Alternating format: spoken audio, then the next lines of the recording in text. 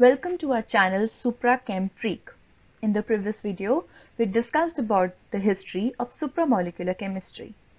If you haven't seen the video, watch it from the link provided in the description box. In this video, we will discuss what are supramolecular polymers and their polymerization mechanism. The term polymer is made up of two words, poly and mer, meaning many parts. The single entity is known as monomer.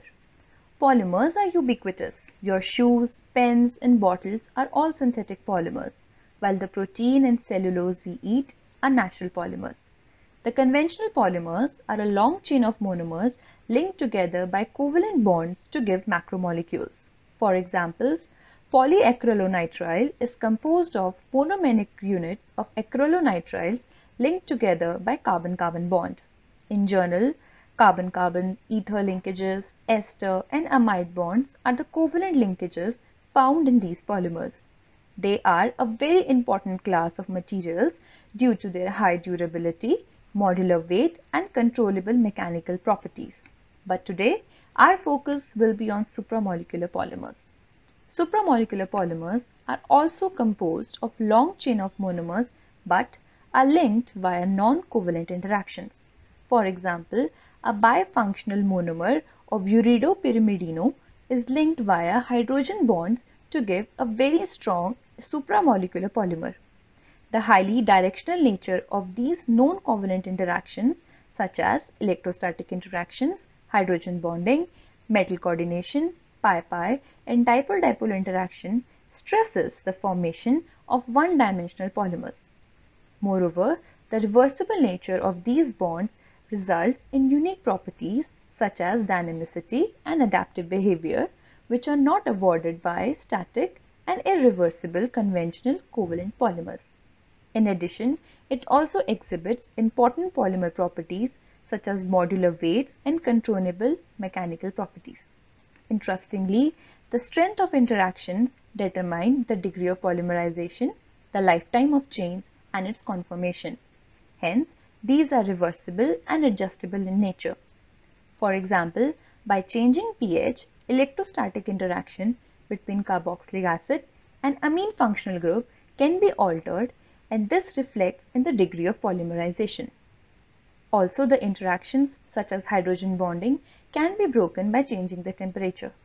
In case of a metal coordinated bond, the reversibility can only be achieved by chemical or electrochemical means. Hence, these supramolecular polymers result in materials that exhibit dynamic and adaptive stimuli responsiveness that traditional macromolecules like covalent polymers lack. Thus, the strength of interactions determines the degree of polymerization of the resultant supramolecular polymer. Since the non-covalent interactions are weak, it is required to have multiple interactions that are collectively result in high association constant to obtain a significantly high degree of polymerization. In addition, parameters such as concentration and temperature that affect the strength of these interactions also regulate the degree of polymerization. There are various types of covalent polymers.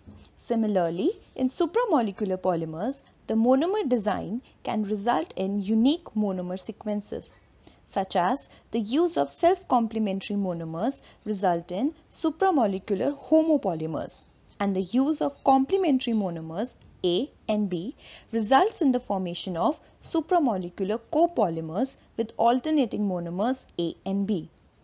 The use of cross-linker monomers result in cross-linked networks and branch structures. The ratio of cross-linker to monomer can be used to control the properties of the polymer. Very recently, a breakthrough occurred in supramolecular polymers, and scientists are now able to form a supramolecular block copolymer, which we shall discuss in our upcoming videos. These aspects of supramolecular polymers have led to a recent surge in the attention for this promising class of compounds. This has stimulated us to bring together material science and supramolecular chemistry. The supramolecular polymerization, unlike covalent polymerization, is reversible, and hence extent of polymerization depends on thermodynamic parameters such as concentration, temperature and pressure. Thus, the mechanism of supramolecular polymerization is studied from monomer to polymer state by decreasing the temperature or increasing the concentration. The mechanism of supramolecular polymerization is classified into majorly two types. The first mechanism is the isodesmic mechanism, similar to the step growth mechanism in the covalent polymers. Isodesmic is made up of iso meaning equal and desmos meaning bond. Thus, in isodesmic mechanism, all steps of the polymerization process are identical. Hence, there is no effect or change due to the neighboring groups present. Thus, the association constant is independent of the length of the polymer. The process is signified by the absence of any critical concentration or critical temperature. The second type is a cooperative mechanism that is similar to the chain growth mechanism in covalent polymers. There are two distinct steps. First is a non-spontaneous nucleation process and second is a spontaneous elongation process parallel to the initiation and propagation steps in the chain growth mechanism of covalent polymers. Unlike termination in chain growth mechanism, supramolecular polymerization lacks in the termination steps and the ends are always active for further addition of monomers. This process is signified by a critical temperature Te, elongation temperature below which the spontaneous elongation occurs. The critical oligomer length above which the elongation process becomes spontaneous is called nucleus. Generally, systems that follow cooperative mechanisms are expected to have low polydispersity compared to systems following an isodesmic mechanism. Now, let's compare the two mechanisms energetically. The Gibbs free energy change for each addition of monomer to an oligomer is independent and negative for isodesmic, whereas for cooperative system, the nucleation step to form critical sizes nucleus is non-spontaneous and energy uphill. Further, elongation results in negative Gibbs free energy change. The ratio of equilibrium of the two steps, that is K elongation to K nucleation, is called the cooperativity factor. Higher the difference between equilibrium steps, more is the cooperativity and less than unity for cooperative system. The cooperative mechanism has another subtype called anti-cooperative mechanism, where the nucleation process is spontaneous. As a result, the system prefers the formation of short oligomers or discrete structures like dimers or trimers. Here, nucleus is stable and the cooperativity factor is higher than unity is observed.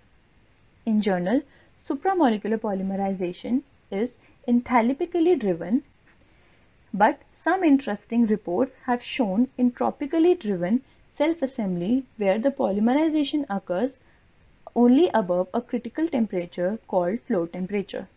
In enthalpically driven systems, the critical temperature below which polymerization is spontaneous is called ceiling temperature. Interestingly, natural systems are able to drive non-spontaneous polymerization by fueling it with fuel. In the case of actin filaments, ATP fuels the non-equilibrium polymerization and is additionally provides spatio-temporal control over its polymerization process, which will be discussed in upcoming videos. Thus, we have discussed what are supramolecular polymers, their importance and their mechanism of polymerization. In our next video, we will discuss the pathway complexity during the polymerization process and evolution of the new field of supramolecular chemistry called living supramolecular polymerization to obtain unprecedented control over supramolecular polymerization.